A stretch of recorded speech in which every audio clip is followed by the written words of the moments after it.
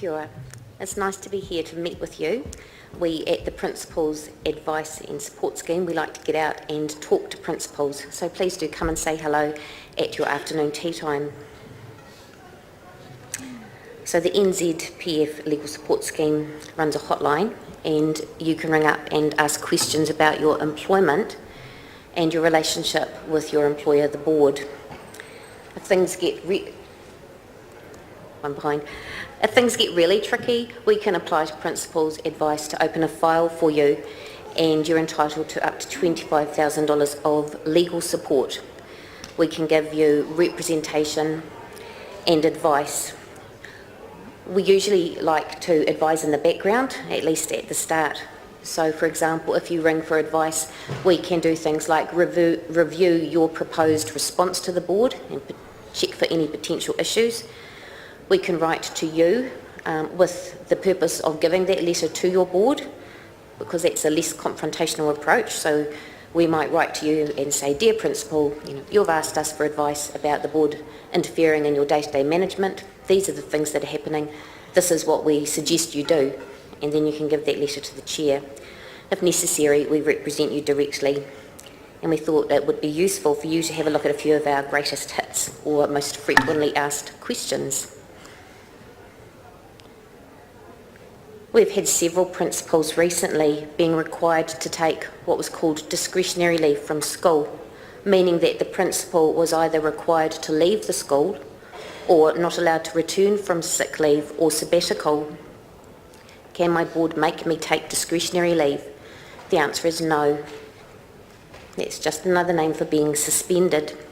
In the past, when we have complained about that action, the board have just simply denied that the principal is suspended, and we're at this space where the principal can't get back to school, and in some instances never did get back to school.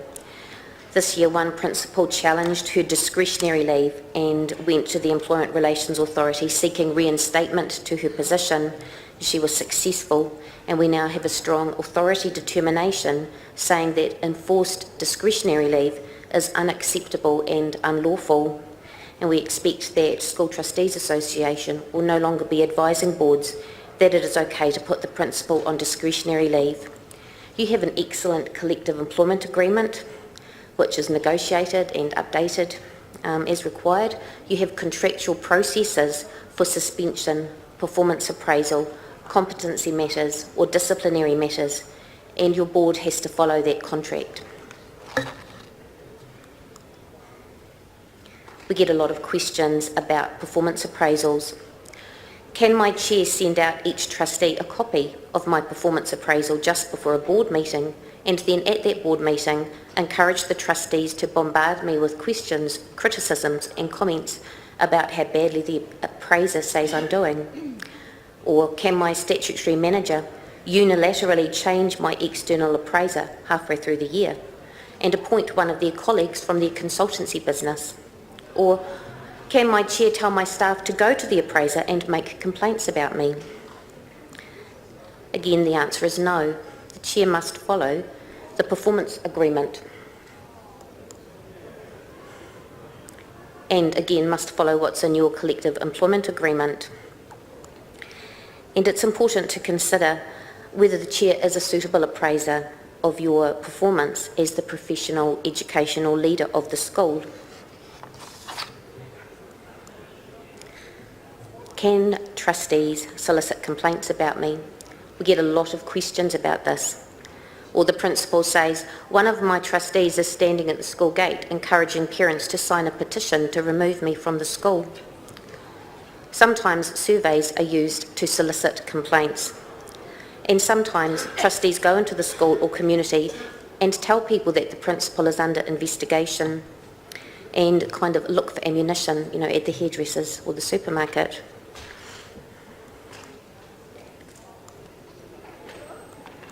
Trustees have a statutory duty to be a fair and reasonable employer, both under the Employment Relations Act and under the State Sector Act.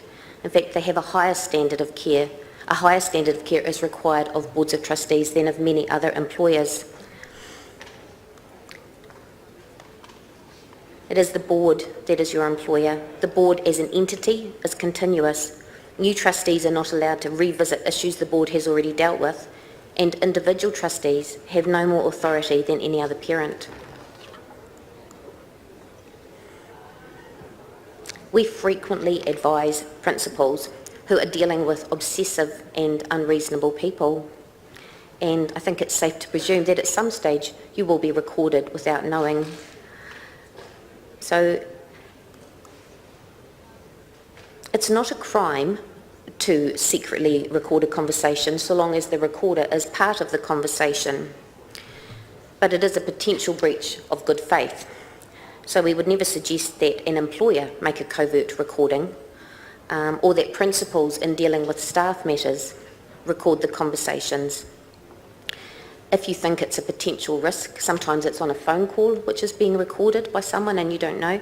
If you think it's a potential risk, it's a good idea to be upfront with that and say, is this being recorded, or let's record it and everybody have a copy so that you manage it more constructively. We couldn't possibly advise a principal to record a conversation with their chair, but when there are such recordings, they have in the past proved quite useful for chairs or statutory managers who have short memories about what they've told the principal.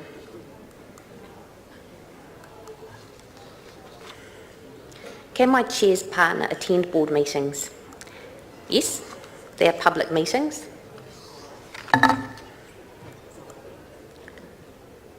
Can my chair's partner attend board meetings and give me instructions about how to run the school? No. In this case, we advised the principal, quietly, to put a polite notice in the school newsletter saying that parents were of course welcome to attend board meetings and here are the times when they're held, but that they do not have speaking rights. And that very polite approach led to, can my chair investigate an anonymous complaint from his or her partner? No. There are a whole lot of issues with anonymous complaints and with what is meant by investigate.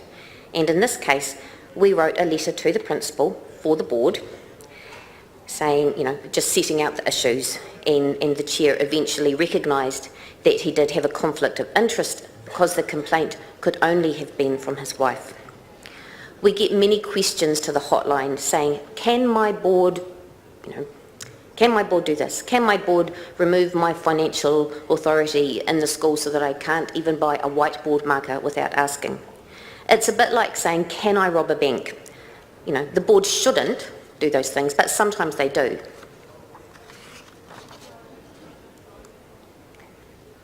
We have a lot of questions at the moment relating to informal meetings. I've been asked to attend an informal meeting. Do I need a lawyer?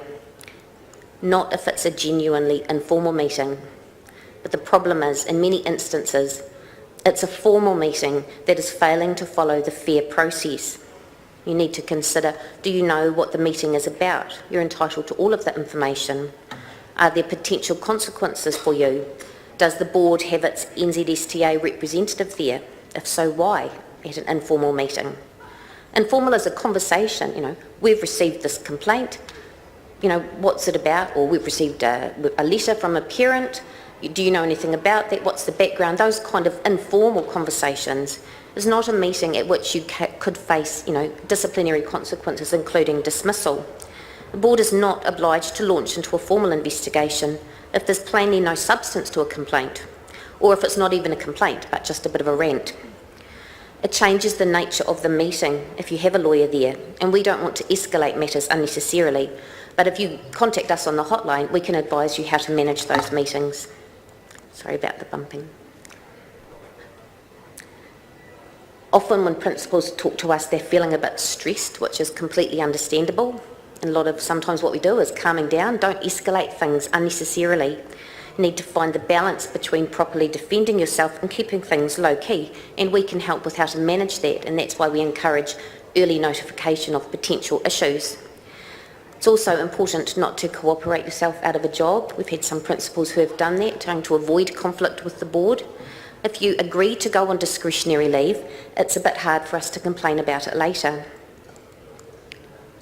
I called this avoid the fox effect after a primary school teacher who got offside with her board, and it turned out to be a particularly nasty situation, and the Chief Judge of the Employment Court took time out to advise professionals and to urge professionals and advocates to be reasonable and take constructive steps to resolve rather than escalate disputes. And that is certainly the approach that we take under the Principal's Advice Scheme. It doesn't do schools any good for people to ramp things up and become argumentative.